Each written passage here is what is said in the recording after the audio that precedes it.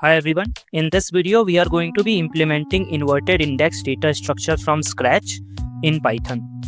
Not exactly from scratch, but we will be utilizing libraries like NLTK and some Python features to implement this data structure.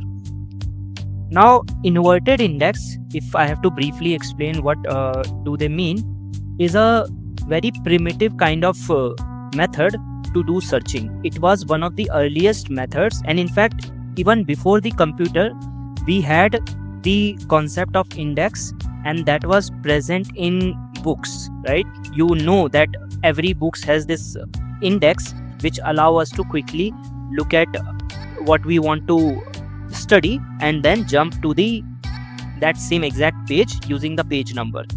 So this same precise concept existed in digital searching as well, and the concept was known as inverted index. And the reason for calling it inverted, because usually the way we see documents as a collection of words, right? But we invert this structure in inverted index, and we rather than going from documents to terms, we go from terms to documents, and hence the name inverted.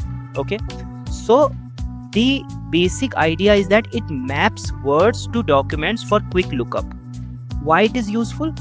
It is useful in a similar manner a book index is useful for us to find the exact chapter or exact topic we want to study, right? So if we have you can think of a dictionary in Python. If we have a dictionary which maps from terms and then it maps to a list of documents that has that term, that corresponding term, then it will allow us to quickly search the relevant documents.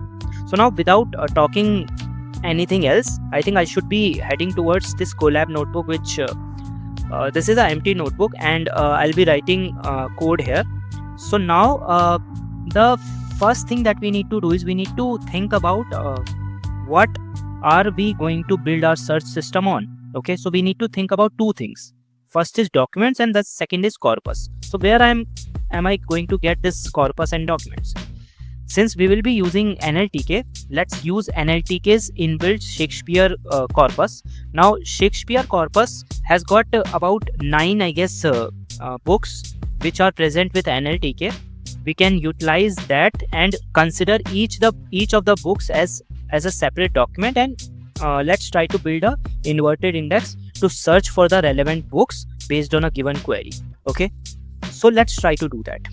So what I'll do is we will need to import two packages. First one is NLTK, and then from NLTK itself I will be importing from nltk.corpus import Shakespeare. So let's import these two. Now NLTK, although it comes with several functions and functionalities, but if we have to get some sort of data, text data or stopwords data, we need to download those pieces of data. So also one package that I forgot to install, and that is known as stopwords. So what I'll do is, or probably I can import that from corpus only. So stopwords. Okay, now I have to download these two pieces of corpuses. We can import it as a function, but then we will have to download these two pieces of information. Okay, so both of these corpuses have been downloaded. The next task is to learn how to basically use this Shakespeare work. Okay, this Shakespeare function has another function called file IDs. Now this will give you a file ID, list of file ID that are present. So you can see the works like dream.xml. You don't need to worry about this XML format because we don't need to parse this ourselves. What we would be doing is we would be utilizing NLTK's words function to extract words from the relevant work. So for example, if you want to parse this macbeth.xml, what you can do is you can call a words function and put the name as macbeth.xml, and if you do that, you will get a list of words which are present within this work of Shakespeare. Okay, so this is the idea. Now let me briefly plan out how the inverted index will be looking like. So it will be a dictionary. It will be a dictionary which will map words to list, or rather than using list, let's use set. So words to set of document IDs. Now what are document IDs? Currently we don't have any document IDs. What we can do is we can create document IDs by calling first document as 0, 1 and so on. Okay, so essentially, so we will have word 1 and a set of document IDs which has the word 1. Okay, so what we can do is we can simply copy it, and so this is how we are going to word 1, word 2, word 3 and so on up to the point that we have exhausted all the words. So this is the rough structure of the data structure that we need to implement, and this when we are done implementing this precisely is known as the inverted file index. So let's get started. So what I can do is I can start a loop. Okay, and I can start a loop up to the length of this file ID. So rather than calling this I can call it document ID, and I can call the length function on Shakespeare.fields. And now within this loop we can read this document. How can we read it? I just showed you that we can call Shakespeare.words, and within this word we need to pass this file IDs and the ID that we are referring to.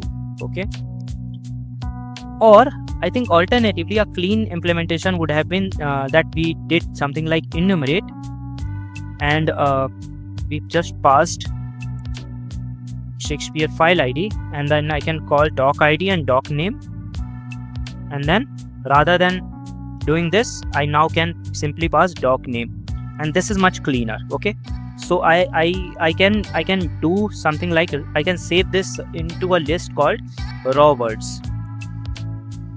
So now I have this raw words. Now what I want to do is I want to take this list of raw words and I want to only keep words and remove all the punctuations and also remove all the stop words which I need to create a variable for. Let's create a variable for stop words English, and we can call stop words function that we imported, and there is a sub function. There's a method called words, and we can pass the English parameter, and we can also pass other languages parameter to load the stop words for other languages. So we can see we have got this set of stop words in English. Now what we can do is within this raw words I can write a new variable called preprocessed words. Now how am I going to create this preprocessed words? I loop through my raw words. Okay, and then I will check if word dot is alpha is so let's see if I am getting the correct method. So if I am having a new line, and let's check is alpha, yeah, so alpha num. If I check the method, then I'm getting false, but if I check it for this, I'm getting true. So now this is the method I want to get. So now I will check if the word is actually a word that we can consider for our analysis, and if it is true, we can check if word not in what stop words English, and if words not in stop words English, then we can take our preprocessed words dot append, and I can append the word. So I append word to my preprocessed word list only if it is a proper word, not a punctuation, and it is not existing in it does not exist in stop words English list. Now this is a very long loop. What we could do is we can wrap this up in a nice looking dictionary comprehension. So what I can do is I can comment out this. It is good for understanding what's going on, but a very clean representation we can get using dictionary list comprehension. So what I can do is I can do for word in raw words, if word dot is alphanumeric and word not in stop words English. Then I can put the word here. So you see this one line representation of this 5 line is much cleaner, and it is a Pythonic way of doing this stuff. Although if somebody who is new to Python who is reading this might get discouraged by this syntax, but this is quite neat. Okay, now that I have this pre-processed words, what I need to do is I need to create a variable called inverted index. Let's create a variable as a simple dictionary. Now the next thing that we need to do is we need to loop through again. So for word in pre-processed word this time. Okay, and this time I'll check if word in. I will check if word exists in inverted index. If it is existing in inverted index, what I'll do is I'll take my inverted index, I'll index it on word because it is existing, and I'll add. So I'm assuming that I will be adding these document IDs as a set of document IDs. So that's why I'm calling this add method, because add method is supported on set, and I'll add the doc ID. Else, if it does not exist, so what I'll do is I'll instantiate it. So I can do this set and doc ID. So after this loop has been executed, so let's get rid of this commented out code now because we don't need it now. So after this loop has been executed, what I will be having is I will be having a inverted index data structure. Let's run this. So now this has been executed, and let's look at. So you see this, all the words are mapping to this set of the documents which contain those words. Evidence is there in first and third document. Honorable is there in so many documents. So you get the idea, right? Now let's implement a functionality to search this index. So I'll create a function called search index. Now this search index will take an index and query parameter. The first thing that we need to do is we need to take our query and apply the same pre-processing, although it's a very simplistic kind of pre-processing, but this is a good start. But before getting this pre-processing, query would be a English sentence. What we need to do is we need to get words from it. How we can do it? Let's go for a very simplistic split based on a space. So if let's say my query is tragedy of Cleopatra.